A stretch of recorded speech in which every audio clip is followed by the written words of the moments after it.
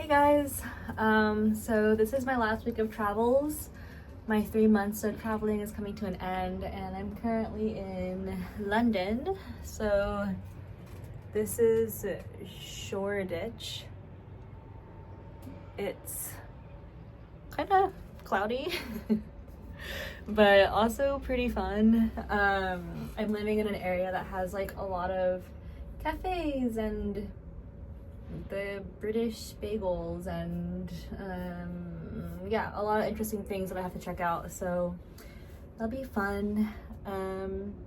I was wondering what I should talk about in today's vlog, and I asked my Twitter following and they said that they want to hear about my favorite movie. So I'm actually going to make a twist on that and talk about my interest in filmmaking and like what I'm looking for, what I crave, and I'm just going to like ramble about it and see where I get in like 10 minutes. So favorite movies, there's a few, but I really enjoyed Ingmar Bergman's Scenes from Marriage. It's an older series from I think the 70s, but it chronicles this husband and wife who are in this seemingly very peaceful marriage, and one night like they have this friend couple come over, and this couple that they're friends with is actively like at each other's throats in this really like vitriolic fight, and there's like lawsuits involved, and they're like clearly going through a divorce, and it's awful and monstrous, and they leave, and this the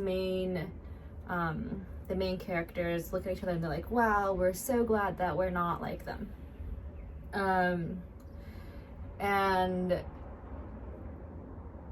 then you slowly start to notice throughout the series that they don't really connect on any deep level. In fact, they're just like, they talk about like social obligations and logistics and things they have to do, and there's not a ton of like active emotion at any point. And you just watch them slowly fall apart. Like they're just, it falls apart through like politeness, through indifference, through apathy, and yeah, I think after watching this series, I felt like this just perfectly pictured my greatest fear in a marriage, which is not being at each other's throats, but rather falling into a sort of grayness, and not noticing and just like living in perpetual like some kind of perpetual fog or passivity. And so I drew this quadrant, it's like 4x4, and it was like active to inactive, and then positive to negative, and actually I think it was active to passive, and then positive to negative. But basically I just mapped out like, oh, all the types of relationships you would have with like very high like active positive emotions, like pure bliss, joy, that kind of thing, down to like the passive negative emotions, which is just like total indifference. And yeah, it just really stuck with me. And I would love to have a movie that is sort of like Scenes from a Marriage, but with a more positive bend, which is exploring all of the ways that relationships can very slowly come closer together. So I think there's like the Before Sunrise trilogy, which is sort of like this. I love how Richard Linklater really like carefully steps through like their romance over 20 years, and it shows them having like a lot of conflict and whatnot. But at the same time it felt a little too romanticized for me. Another movie I really like is Tatami Galaxy. It's actually it's not a movie, it's a animated series. It's directed by Masaaki Yuasa, who is one of my favorite animators of all time, and what I really love about it is the visualization of one's inner world. So like at one point Watashi, which is the main character, is really horny, and like of course because it's anime they like depict his horniness as like this cowboy character, like it is like personified, and this cowboy is like running on a hamster wheel, and he like runs through the darkness, and this huge gate comes down and shuts him off, and he is like thrown back into the void. And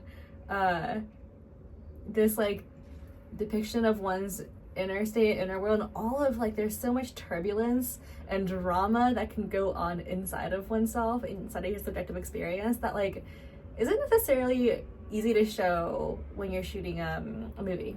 So Inside Out is another animated movie that like really does a good job of exploring one's inner world. Charlie Kaufman also, like the movie like Being John Malkovich, you literally walk through a little door into the inside of John Malkovich's like his head and his mind, and you see through his eyes. So I just love that, because I think personally my subjective experience is so like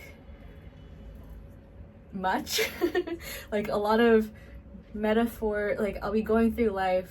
I remember one time I was like dating, and suddenly I felt like I was covered in flies, and there's just like a lot of vivid imagery that comes to mind for me, both in like my normal day-to-day experience and also in my dreams.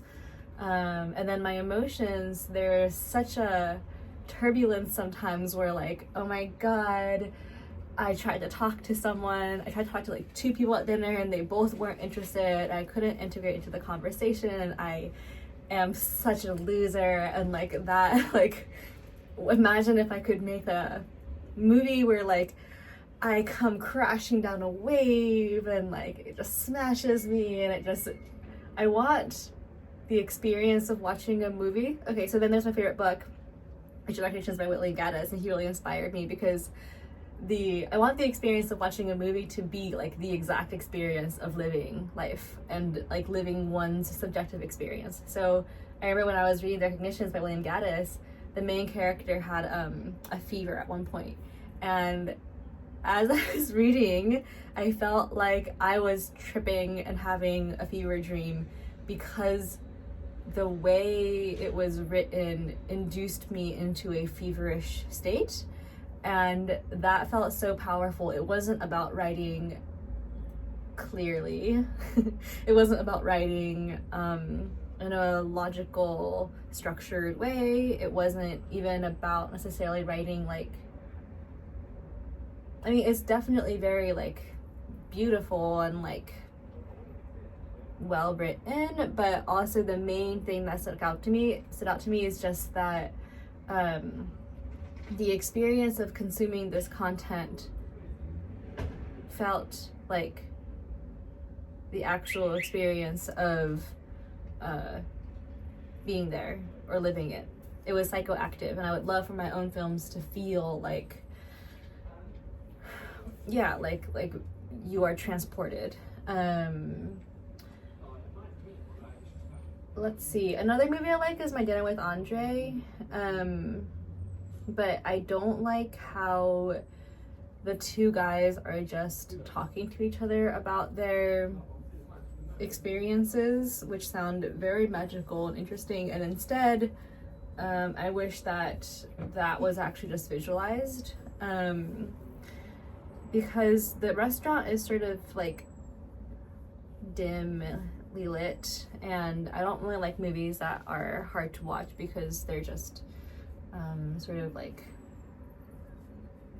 I don't know, the lighting's dark, it's not that interesting. Yes, and then I looked at the time, I got distracted.